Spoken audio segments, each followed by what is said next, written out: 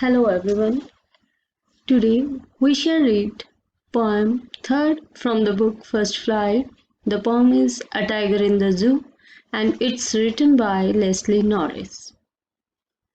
This poem depicts the state of a tiger who is captured in the zoo and who longs for freedom.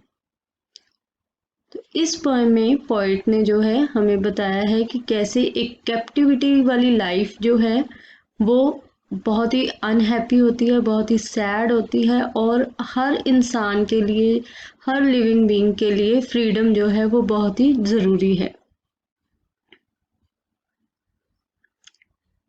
The poet starts with, he stalks in his vivid stripes the few steps of his cage on paths of velvet quiet in his quiet rage. First we shall discuss the keywords of this poem. Stalks means moves slowly, धीरे धीरे चलना. Vivid means clear and bright colored. Then we have stripes. Stripes means long narrow lines of color, like these are stripes on the tiger's skin. Pads means lower soft part of feet. Tiger के paws के लिए जो है वो pads word use किया गया है. Velvet means a very soft kind of fabric. Rage, full of anger, बहुत ज़्यादा गुस्से में होना. तो फर्स्ट स्टैंजा में पोएट जो है वो हमें बताता है कि टाइगर जो है वो अपनी ब्राइट कलर्ड स्ट्राइप्स के साथ अपनी केज के जो थोड़ी सी जगह है उसमें थोड़े से स्टेप्स चलता है, कवर करता है अपने मखमली पंजों पर. वेलवेट मीन्स उसको मखमल का कपड़ा जो है वो भी बोल देते हैं. वेलवेट बहुत ही सॉफ्ट क्लॉथ होता है. और इन हिज क्वाइट रेज, साथ में पोएट ने क्वाइट वर्ड भी यूज किया है कि टाइगर जो है वो केज में बहुत ही शांत रहता है. वैसे वो बहुत ज़्यादा गुस्से में होता है, हमें पता है कि उसका नेचर कैसा होता है, लेकिन केज में आने से उसकी पर्सनैलिटी जो है वो चेंज हो जाती है. लेकिन अंदर से वो गुस्से से भरा होता है, लेकिन ऊपर से वो क्वाइट रहता है, बहुत शांत रहता है. तो पोएट ये कहना चाहता है कि टाइगर जो है वो केज्ड है, यहाँ पे वो पिंजरे में है और थोड़ी सी उसके पास जगह है, वहीं पे धीरे धीरे चलता है, लेकिन अंदर से उसका मन जो है वो गुस्से से भरा होता है.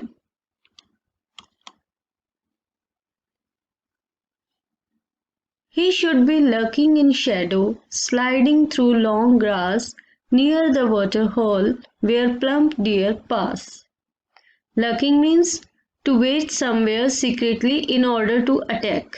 कहीं पे छुप के बैठना ताकि बाद में शिकार किया जा सके. Sliding means moving slowly, धीरे धीरे स्लाइड करते हुए चलना. Plump means pleasantly fat, मोटा ताजा जिसको हम बोल देते हैं, अच्छी सेहत वाला.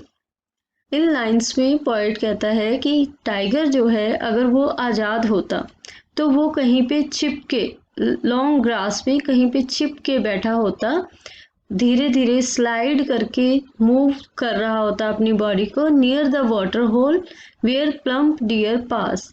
तो वो कहीं पे वाटर होल के किनारे बैठ के जो है वो इंतज़ार कर रहा होता जहाँ पे मोटे मोटे डियर जो है हिरन पानी पीने के लिए आते हैं, तो वो वहाँ पे छुप के बैठा होता अपने नेचुरल हैबिटेट में. नेक्स्ट स्टैंजा में, he should be snarling around houses at the jungle's edge, baring his white fangs, his claws, terrorizing the village. Snarling means growling, दहाड़ना. Baring means uncovering और exposing, show करना. Fangs means जो tiger के sharp teeth होते हैं, ये नुकीले दांत जो उसके होते हैं, these are called fangs. और claws होते हैं टाइगर के पंजे, उनके शार्प नेल्स जो होते हैं. टेरराइजिंग मीन्स फ्राइटनिंग, किसी को डराना. तो पोएट यहाँ पे फिर से इमेजिन कर रहा है जंगल का एक सीन कि अगर टाइगर जो है वो आज़ाद होता, जंगल में होता, तो वो अगर वो शिकार ना कर पाता तो वो अब जंगल के किनारे जो घर बसे होते हैं वहाँ पे जाके लोगों को डरा रहा होता, अपने वाइट फैंग्स, अपने नुकीले दांत और अपने पंजे दिखाकर वो सबको डरा रहा होता. In the next stanza, the poet says, "But he is locked in a concrete cell." यहाँ पे अगेन पोएट जो है वो एक सेल वाला जो है वो सीन डिस्क्राइब कर रहा है कि जब टाइगर जो है वो फिर से पिंजरे में है. Poet is saying that, but he is locked in a concrete cell, his strength behind bars, stoking the length of his cage, ignoring visitors. Concrete means made of hard things, like concrete cell means that is made of gravel, sand and cement etc. तो उससे जो पिंजरा तैयार किया गया होता है. And stoking means moving silently, धीरे धीरे चलना.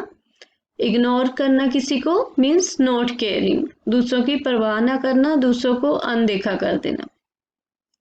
तो पोएट कहता है लेकिन टाइगर जो है वो एक कंक्रीट सेल में, एक बहुत मजबूत पत्थर वगैरह से बनी हुई सेल में लॉक्ड है और उसकी सारी ताकत जो है वो सलाखों के पीछे है. That is behind bars.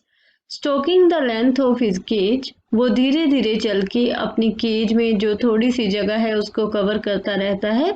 Ignoring visitors, और जो लोग उसे देखने के लिए आते हैं जू में वो उनको इग्नोर करता है क्योंकि उसका कोई इंटरेस्ट नहीं है उनमें, क्योंकि वहां पे टाइगर जो है केज में अपनी रियल पावर जो है वो नहीं दिखा सकता. He hears the last voice at night, the patrolling cars, and stares with his brilliant eyes at the brilliant stars. Last stanza में पोएट हमें बताता है कि टाइगर जो है वो रात को भी जब सभी सो जाते हैं उस टाइम पे जो पुलिस की कार्स पेट्रोल कर रही होती हैं, वहां पे गश्त लगा रही होती हैं, देख रही होती हैं कि कोई किसी को परेशान तो नहीं कर रहा, कहीं पे कोई क्राइम तो नहीं हो रहा, तो उनके जो सायरन की आवाज़ें होती हैं उनको भी वो देर रात तक सुनता रहता है. And stairs with his brilliant eyes at the brilliant stars. Brilliant means shiny, very bright. तो वो अपनी ब्राइट आंखों से, अपनी चमकती आंखों से चमकते हुए तारों को देखता रहता है. It means he longs for freedom. उसे बाहर का आकाश जो है, बाहर की दुनिया उसे बहुत अच्छी लगती है, लेकिन वो केज्ड है, वो भी फ्री होना चाहता है, अपनी नेचुरल हैबिटेट में जाना चाहता है. तो इस पोएम में पोएट ने जो है वो इमेजरी का यूज़ किया है कि जैसे जैसे हम पोएम को पढ़ते हैं हमारे सामने जो है पूरा सीन जो है वो हमारे सामने आ जाता है कि कब टाइगर जो है वो केज में है, कब टाइगर जंगल में है, कब वो ग्रास में छिपा हुआ है, कब वो जंगल में घूम फिर रहा है, वहाँ पे लोगों को अपने दांत दिखाकर डरा रहा है. और फिर एक सीन जो है वो नाइट सीन है जब वो अपनी ब्राइट आईज से ब्राइट स्टार्स को देखता है. So next we will discuss the literary devices used in this poem. First we shall discuss the rhyme scheme. The rhyme scheme of the whole poem is A, B, C, B. Like stripes, we use A for this, then cage is different, so we use B for this. Quiet is different from stripes and cage, so we use C for this. And rage and cage, both are rhyming, so we use B for this. A, B, C, B. Here the rhyme is also similar. Shadow, then grass, then hole, then pass. Grass and pass are rhyming and shadow is different, hole is different. So A, B, C, B. Then we have personification. Personification means when the inanimate things, when the non-living things or animals behaves like human beings. So here the poet has used he pronoun for the tiger. Generally we use it for animals, but here the poet has described him as a human being, as a living being. तो poet ये कहना चाहता है कि वो भी living being है, उसको भी जो है आज़ादी की ज़रूरत है. तो पोएट ने जहाँ जहाँ ही का यूज़ किया है उसके लिए वहाँ पे पर्सोनिफिकेशन है. Next we have metaphor. Metaphor is used in pads of velvet quiet metaphor होता है जहाँ पे कंपैरिजन किया जाता है। यहाँ पे टाइगर के पॉज का जो है वेलवेट क्लॉथ के साथ फैब्रिक के साथ जो है वो कंपेयर किया गया है, तो ये मेटाफोर का एग्जाम्पल है। Then we have oxymoron. Oxymoron means where two opposite adjectives are used together. So here is quiet. Quiet means शांत रहना. Then we have rage. Rage means गुस्से में रहना. तो इन दोनों को जो है वो इकट्ठे यूज किया गया है. So it's an example of oxymoron. Then we have onomatopoeia. Onomatopoeia is related to sounds. He should be snarling around houses. तो snarling जो है वो एक साउंड इफेक्ट प्रोड्यूस करती है. तो जहाँ पे पोइट्री में कुछ ऐसे वर्ड्स आए जो साउंड से रिलेटेड हो तो वहाँ पे onomatopoeia लिटरेरी डिवाइस यूज्ड होती है. Then we have alliteration. So here concrete cell. We have C consonant की repetition जो है वो हो रही है. And then we have behind bars. So here B consonant is repeated. So this is an example of alliteration. Then we have assonance. Assonance means the repetition of vowel sounds. He talks in his vivid stripes. So I की repetition है. In his quiet rage. यहाँ पे भी I vowel की जो है वो repetition है. Then consonants. Consonants means where consonant sound is repeated. He talks in his vivid stripes. Here, her and sir sound are prominent. He should be lurking in shadow. Sure. Snarling around houses. Here again, S sound is prominent. Then we have plump, dear, pass. So it's an example of consonants. Plump, p sound. And imagery is used in this throughout this poem, like the picture scenes are created by the poet while writing this poem. So after this we shall discuss the short question of the poem.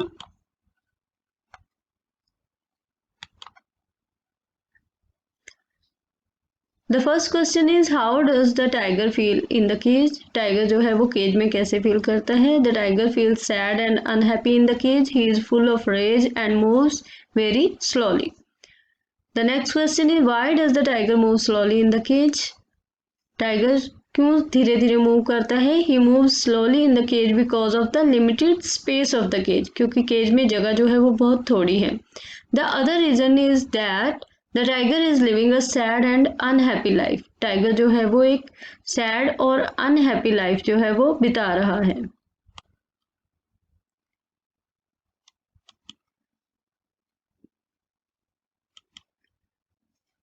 Next question is what would he be doing if he were in the forest? अगर tiger forest में होता तो वो क्या कर रहा होता? If he were in the forest, he would be sliding through the long grass. He would have been trying to catch a live deer. If he failed to catch his prey, he would be growling at the edge of the forest, terrorizing the villagers. So next is what is the central idea of the poem, and it's very important. The central idea of the poem is that freedom is necessary for all living beings, either human beings or animals. सबके लिए freedom जो है वो बहुत ज़्यादा ज़रूरी है, चाहे ह्यूमन बींग्स हों या फिर एनिमल्स हों. The poet proves this idea by contrasting the life of a tiger in the zoo and in his natural habitat. तो कंट्रास्ट के जरिए पोइट ने हमें बताया है कि जू में जो टाइगर है वो कैसी लाइफ स्पेंड कर रहा है और अब अपने नेचुरल हैबिटेट में पोइट जो है वो पोइट बताता है कि टाइगर की लाइफ कैसी होती है, कि वो अनहैप्पी होता है, बहुत ही ज़्यादा सैड होता है वो जू में, लेकिन अपने नेचुरल हैबिटेट में वो बहुत ज़्यादा खुश होता है.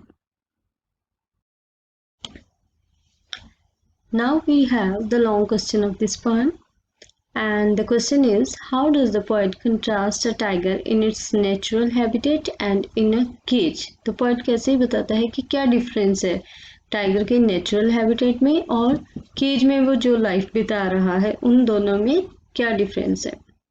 The poem A Tiger in the Zoo is written by Leslie Norris. In this poem, the poet very beautifully contrasts a tiger in its natural habitat and in a cage.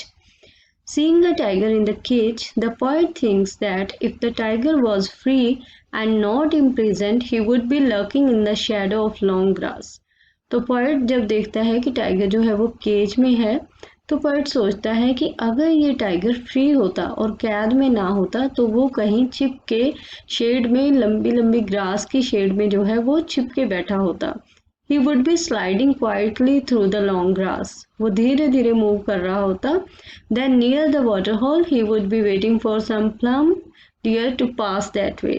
और पानी के तालाब के पास वो वेट कर रहा होता कि कब कोई मोटा ताजा डियर जो है वो वहां से गुजरे या पानी पीने के लिए वहां पे आए. Thus he would be lying there in expectation of a heavy feast. Feast mean कि अच्छा भोजन. जैसे हम किसी सेरेमनी में जाते हैं तो फेस्टिवल में जाते हैं, वहाँ पे हमें जो जैसा भोजन मिलता है मीन्स कि शेर जो है वो एक अच्छे मोटे ताजे हिरन का शिकार करना चाहता है. But now he is locked in a concrete cell in the zoo. He can hardly move a few steps in it. He is full of rage but is quiet. He knows that his rage is impotent or powerless. उसे पता है कि उसका गुस्सा जो है वो उसमें पावर नहीं है, कि वो वहाँ पे केज में अपने पावर जो है उसको शो नहीं कर सकता. He can't escape from the cage. अब केज जो है वो बहुत ही मजबूत मटेरियल से बनाई गई है तो वो वहाँ से भाग भी नहीं सकता. He ignores the visitor who visit the zoo to see him. जो विजिटर्स देखने आते हैं वो उनको इग्नोर करता है. He keeps staring at the brilliant stars with his brilliant eyes. Perhaps he is asking heaven why he has imprisoned there. तो शायद वो आकाश से, वो परमात्मा से पूछता है कि उसे वहाँ पे क्यों बंद किया गया है. The tiger has lost all hope from man and now has hope from heaven only. The poem conveys the message that the real home of wild animals is their natural habitat.